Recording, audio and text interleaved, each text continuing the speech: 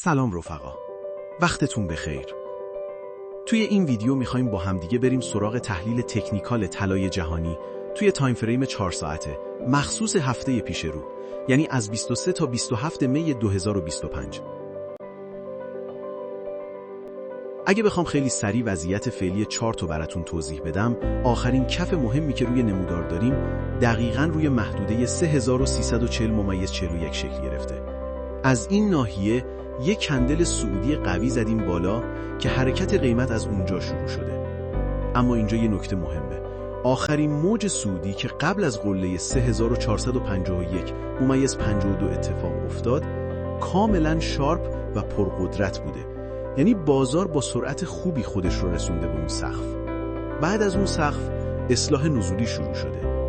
ولی جالبه که این اصلاح نزولی شیب خیلی ملایمی داشته.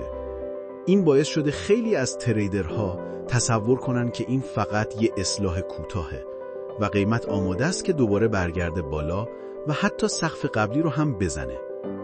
اما صبر کنید. اگه بیایم دقیق تر ساختار چارت و سطوح حمایت و مقاومت رو بررسی کنیم، تصویر یکم متفاوت میشه. از دید من بازار هنوز پتانسیل اینو داره که یک کف پایینتر از 3340/41 بسازه.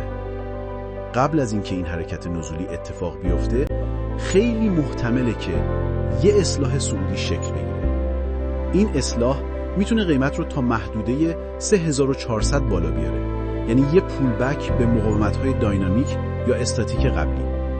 بعد از اون اگه روی تایم‌های پایینتر مثل 1 ساعته یا حتی 15 دقیقه‌ای یه ستاب ورود مناسب مثل شکست حمایت، پول بک یا شکلگیری یک کندل تایید نزولی ببینیم، اونجاست که میشه به فکر ورود به معامله فروش افتاد.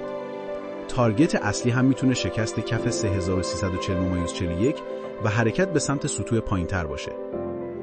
نکته روانشناسی ترید این هفته: خیلی وقتی بازار یه حرکت صعودی شارپ و قدرتمند داره و بعدش یه اصلاح ضعیف اتفاق میفته، ذهن ما به صورت خودکار دنبال ادامه اون روند قوی میگرده.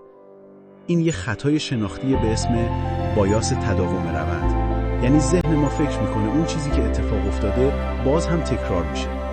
ولی یادت باشه همیشه ساختار کلی بازار، سطوح حمایت و مقاومت و حجم معاملات رو معیار قرار بده، نه فقط احساس یا خاطره حرکت‌های قبلی بازار. اگر از این سبک تحلیل‌ها خوشت میاد، حتما کانال رو سابسکرایب کن، زنگوله رو هم بزن که تحلیل‌های هفتگی و آموزش‌های بیشتری رو از دست ندی. یادت نره توی کامنت‌ها بگو که تحلیل روی چه نمادهای دیگه برات آماده کنم. مرسی از همراهیتون. موفق و پرسود باشید.